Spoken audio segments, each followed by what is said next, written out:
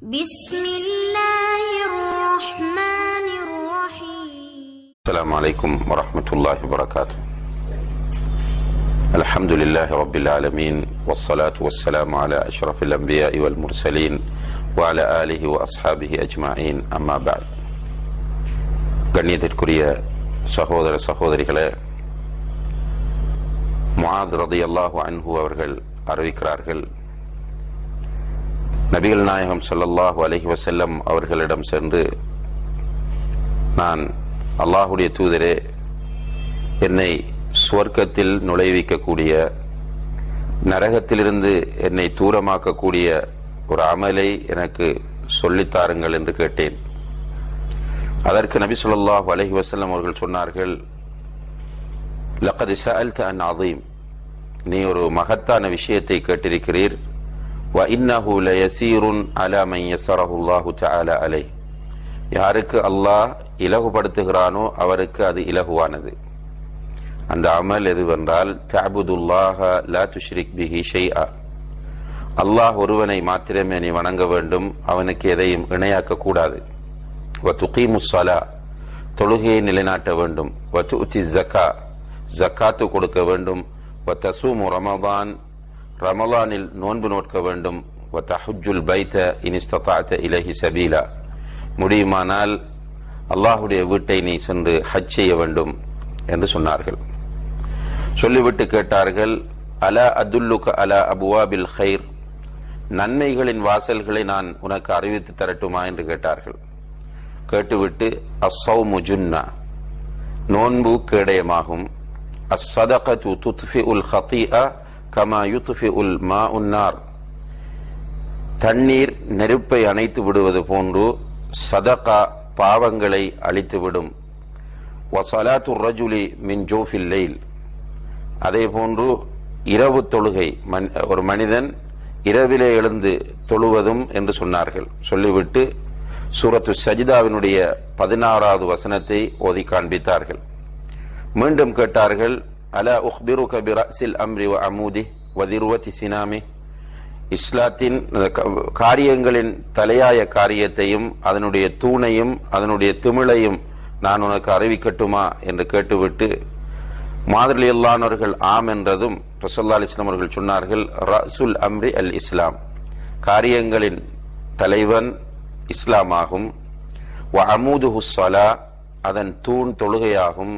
வ திர்வத்து சனாமிஹி அல் ஜிஹாத், அதனுடைய திமிழ் ஜிஹாதாகும் என்று கூறினார்கள்.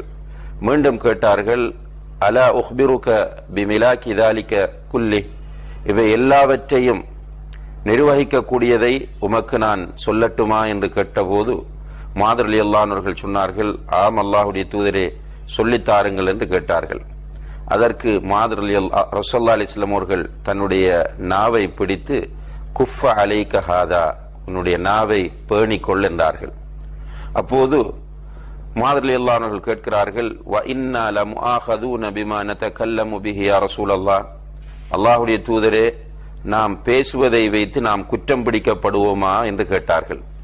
அப்போது நபி ஸல்லல்லாஹு அலைஹி வஸல்லம் அவர்கள் சொன்னார்கள், தகிலத்க உம்முக யா முஆத், முஆதே, உன்னுடைய தாய் உன்னை இழந்தவளாகட்டும் என்று சொல்லிவிட்டு சொன்னார்கள், வஹல் யகுப்புன் நாஸ ஃபின்னாரி அலா வுஜூஹிஹிம் இல்லா ஹஸாயிது அல்சினதிஹிம், மனிதர்களை முகம் குப்புற நரகத்தில் வீழ்த்துவது அவர்கள் நாவினால் சம்பாதித்ததை தவிர வேறு என்ன என்று கேட்டார்கள்.